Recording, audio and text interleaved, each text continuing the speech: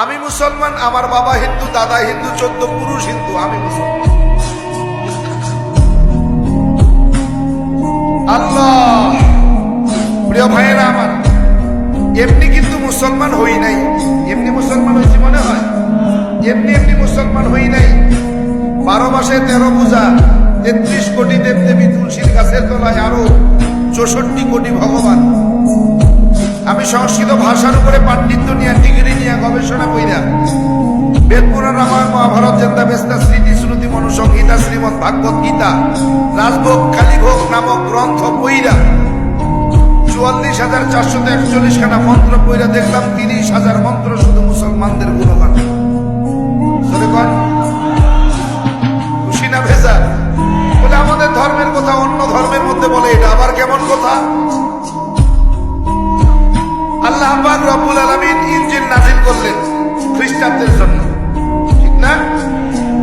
খ্রিস্টানদের পাদ্রী প্রত্যেক রবিবারে ইনজিল পড়ে পড়ে তাদের জাতিদেরকে শোনাইতেন। তো এক পাদ্রী ইনজিল পড়ে শোনাবেন, বলে অমুক রবিবারে তোমরা সবাই আসবে, ইনজিল পড়ে তোমাদেরকে শোনানো হবে।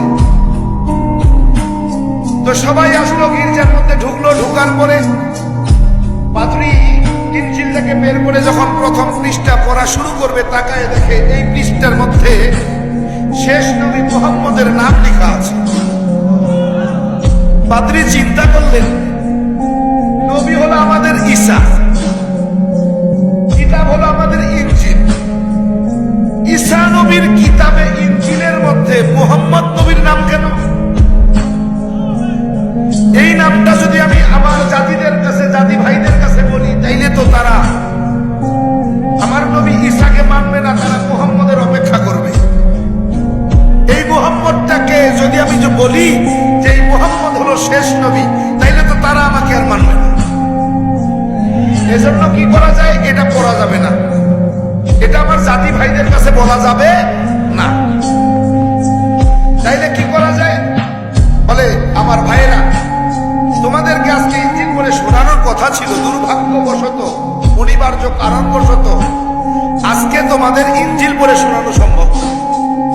তোমরা যাও, আগামী রবিবারে আসবা, তোমাদেরকে ইনজিল পড়ে শোনাবো।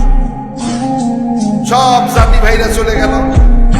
পাদ্রী এখন তাকায় দেখে যেখানে মুহাম্মদের নাম লেখা, এটা যদি রেখে দেই তাহলে আগামী রবিবারে আবারও সেই শোনার কথা। তো পাদ্রী পৃষ্ঠাটা টান দিয়ে ছিঁড়ে ফেলে দিলেন, মুহাম্মদের নাম যেন না থাকে। পরের রবিবারে আসছেন, আইসা পাদ্রী খ্রিস্টানদের শোনাবে, গির্জার মধ্যে ইনজিল পড়ে শোনাবে। পৃষ্ঠা বের করছে, খুলছে ইনজিল, ইনজিল খুইলা দেখে আগের দিন তো ছিল 1 পৃষ্ঠায়,